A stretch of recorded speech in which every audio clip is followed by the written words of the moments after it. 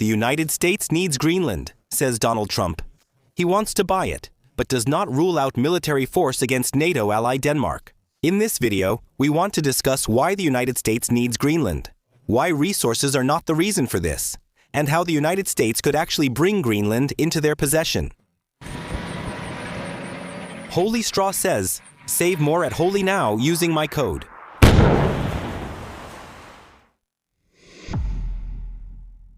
Greenland is a huge aircraft carrier situated between North America, Russia, and Europe. Strategic bombers and cruise missiles launched from Russia toward the United States of America, as well as nuclear missiles fired from Russian and Chinese silos toward the continental United States of America, practically fly over Greenland. That means radar stations located there can see them coming, and much earlier than those placed in the United States of America or even in Canada. But there can also be air defense sites, air defense bases maintained there, from which these flying objects can be targeted, whether it's bombers, cruise missiles, or of course ballistic missiles. They can be intercepted from there if such bases are located in Greenland, and that long before the respective missiles reach the United States of America or Canada. Greenland is the northern part of the Greenland-Iceland United Kingdom, GAP, Greenland-Iceland United Kingdom, and controls Russia's Atlantic access. During the Cold War, the Soviet Union would have had to use these openings between these islands to reach the Atlantic. By establishing military bases on Greenland, Iceland, and the United Kingdom, they controlled access to the area from ships, fighter jets, long-range reconnaissance aircraft, or helicopters, monitoring whether of surface traffic or of submarines crossing these straits underwater was much easier to accomplish. That's why Greenland is the necessary northern anchor. Greenland remains key for defending the Atlantic from Russian warships and maintaining Arctic power. Fundamentally, that hasn't changed, and with less sea ice, the Northwest Passage, the route from the Atlantic to the Pacific North around Canada, is becoming increasingly navigable. This also means control from Greenland is possible. From there, you can oversee safe sea travel and determine which enemy ships are sunk. They don't have to sleep with the fishes. But all right, and that's where today's sponsor can help. There are things you underestimate for years until you experience firsthand just how big the difference really is. Sleep is one of those things. You get used to it, you think it's fine, and only later do you realize how much quality of life you're actually missing out on. Here's my approach. When I work late, sit for long periods, and my mind is busy, I need truly restorative sleep at night. It's not just about surviving the night, but waking up clear-headed. The setup really matters for that. Mattress, pillow, blanket, the basics. Ember doesn't just cover mattresses, but also beds, pillows, blankets, and many other products related to sleep. There are 2 points I personally find especially useful. First, you can test a mattress for up to 100 nights, because after 5 minutes of trying it out in the store, you simply don't know anything. And second, shipping and pickup are free. That removes the barrier to just giving it a try. And now comes the timing part. Emmer is currently having a winter sale. Until February 2nd, many products are up to 50% off. And in addition, my community gets another 5% discount with my personal promo code. If you've had the topic of sleep comfort on your list for a while, now is a really good time. The link is in the info box. And don't forget the code so you really get the extra 5%. A commonly cited reason is Greenland's significant raw material deposits, particularly critical materials. This point is frequently mentioned. However, there's a major misunderstanding here. Critical doesn't necessarily mean rare. Critical simply means resources that are important. That's something you need to understand. That means just because there are critical materials in Greenland, it doesn't necessarily mean that this is one of only a few options for the United States to obtain these materials. But the next question is, and that's actually still relevant, much more important, how easy is it to extract this stuff in the first place? Because that's the crucial question. To give an example, Germany has, depending on the calculation, about 2 trillion euros worth of hard coal underground. That's a lot. However, the extraction costs in Germany are twice as high as the selling price. If it costs 4 trillion to access 2 trillion euros of hard coal, the coal is essentially worthless. The United States reserves of rare earths are not only significantly larger than those in Greenland, but they are also much cheaper to extract. Workers don't need to be flown in from afar, but how many are actually available in Greenland? And on top of that, workers who work there receive climate and daylight allowances, which can easily make up 60% of the normal salary. Maximilian Korgis, a mineral deposit researcher at the University of Potsdam, says about rare earths in Greenland. You can't make any money there. Investment in rare earths in Greenland is already possible, but only 2 active mines exist, mainly for gold, not rare earths, and there are only 6 licenses for raw materials in Greenland at all, because in most cases, it's completely unprofitable to mine anything in Greenland. The idea of turning Greenland into America's factory for rare earths is science fiction. That's completely crazy, said Malte Humpert, founder and senior fellow at the Arctic Institute. You might as well mine on the moon. In some ways, it's even worse than on the moon. Greenland is 80% covered by ice, which in some areas is several kilometers thick, and mining minerals, or pretty much anything else in the Arctic, can be 5 to 10 times more expensive than anywhere else in the world, if you can even get to the materials at all. Climate change is melting the ice, but 3 kilometers of ice doesn't vanish instantly. Also, Greenland won't suddenly have a more pleasant climate or better infrastructure because of this. The melting ice also makes the ground less stable, which makes digging more difficult and increases the risk of landslides.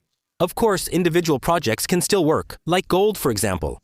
But exploration and setting up mining operations are gigantic investments that usually take at least a decade and are significantly more expensive in Greenland due to the climate and infrastructure. You must invest much more to extract resources at higher costs, hoping it remains profitable in 10 to 20 years, even if it is now. A high market price today doesn't guarantee it will stay that way in 20 years. And whether the project you've invested 20 years of money and time into will still be profitable at all. However, an annexation is unnecessary, even from a United States perspective. Trump says you need Greenland to limit Russia and China's influence in the Arctic. You need Greenland for national defense. The United States definitely needs Greenland, and of course, the influence of Russia and China can be limited with it. However, Greenland is already under control, either through NATO or through agreements with Denmark, which allows the United States to operate bases in Greenland. The resources located there could already be extracted by the United States if there were a United States company interested in doing so. That's mostly untrue, as extraction is too difficult and expensive. The challenges of climate, infrastructure, and location wouldn't change even after a United States annexation.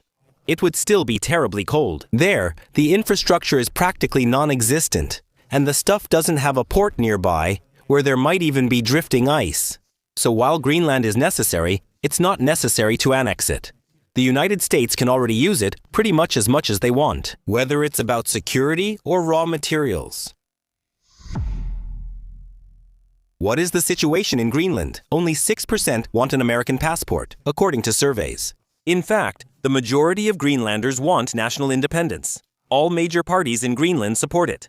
However, Greenlanders are dependent on Danish subsidies, and that's why they haven't achieved independence yet. Those subsidies would end as soon as they declare independence, though the situation could change in the future. An independent Greenland could also pick new allies, end United States stationing agreements, and make deals with other countries, including Russia and China. And this brings us to Sanawashing. There are always voices saying that Trump says the things he does to force political changes that would otherwise not be possible. A video on the topic of Greenland would be incomplete if the resulting conclusions were not addressed at all. From this perspective, Trump's behavior would now have several effects. The Greenlanders would be deterred from declaring their independence if a United States annexation were to threaten them. Who would protect them then? This way, Greenland stays part of Denmark. The Europeans want to take away Trump's ability to claim that Greenland is not being properly defended. That's why, at the very moment of this recording, advanced teams from several European nations have landed in Nuuk to explore potential deployment options. That means they're considering how many European soldiers could suddenly be stationed in Greenland in addition to the Danish troops. That strengthens European involvement and thus increases Greenland's security without additional United States troops. The whole idea is based on the fundamental thought that without a Donald Trump, a 3.5% military budget and 5% of gross domestic product for defense in general would have been unthinkable. He is now securing Greenland through Europeans, with no United States financial or military involvement. The theory says Trump's threats must be credible, or they'll have no effect. So ultimately, something like this remains a matter of belief, whether Trump is serious or not. But what if he is serious? How? Could the United States of America then win Greenland? A military occupation would of course be possible, but that probably wouldn't even be necessary. By now, the United States of America is also talking about possible payments to the Greenlanders. Ultimately, the United States Congress, Senate, and President would have to lawfully pass a law that gives the Greenlanders the right to join the United States A. In that case, each person will receive a $1 million United States dollar integration aid. Greenland has about 55,000 people, so that's $55,000 million. The United States of America can easily afford it. The current average income in Greenland is 34,800 United States dollars, so 1 million would be 29 years' income plus a United States passport, possibly as a highly autonomous overseas territory. No Greenland government could deny its people such a referendum. That would be political suicide. It would still be an unfriendly act. No question about it. Like if Germany offered Upper Austria annexation in exchange for a payment. A German law like that wouldn't improve relations with Vienna, unless the Viennese dislike people from Upper Austria. It would likely be legally possible, especially since a similar principle exists. Australia has legally provided for the incorporation of New Zealand, a sovereign neighboring state, since 1901. New Zealand has since been listed as a state in the Australian Constitution. Of course, a referendum would be necessary in New Zealand, but the door is explicitly open to New Zealand. The New Zealanders can easily join Australia. I have an anecdote about that. When Trump took office in January 2025, he had made claims on Greenland, Canada, and Panama. At a Mar-a-Lago press conference in southern Florida, he mentioned possibly returning the Panama Canal to American control using economic or military pressure. He also said he could force Denmark to sell Greenland. He also repeated his recently stated demand to make Canada a United States state. I asked the electrician in my house at the time, if such a vote happened in Panama, it would become an autonomous overseas territory like Puerto Rico, with its own language and mostly local laws. He would get 100,000 United States dollars and the United States passport, which would allow him to work legally in the United States, at least for the minimum wage there. Whether he would agree then, he said, I don't know.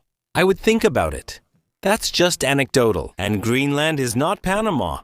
Life is different elsewhere than it is in Germany. So whether the Greenlanders would really decide against joining in such a case, even if it would allow them to earn 29 times their annual income, is by no means certain. Also, there's no guarantee NATO would dissolve while Europe relies on the United States for protection from Russia. Facing a Russian invasion without United States protection might be something worth arguing about over Greenland and Denmark. But for the Baltics or Poland, we still don't know how all of this will turn out. Of course, we'll be covering it here on the channel as well. That goes without saying. If you don't want to miss it, I'd like to invite you to subscribe to the channel and click the bell. If you liked the video or learned something new, please give a thumbs up and leave a comment. It helps the algorithm. Do you think Greenland will be part of the United States of America by the end of Trump's term? The next question would naturally be, how likely is it that the next United States president would immediately give it back? But that's a different topic. Either way, thank you for your attention. And see you soon.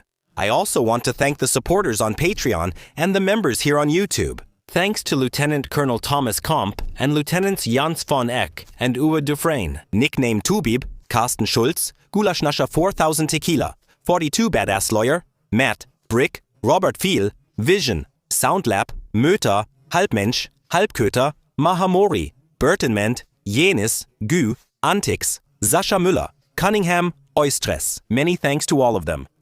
Not possible like this.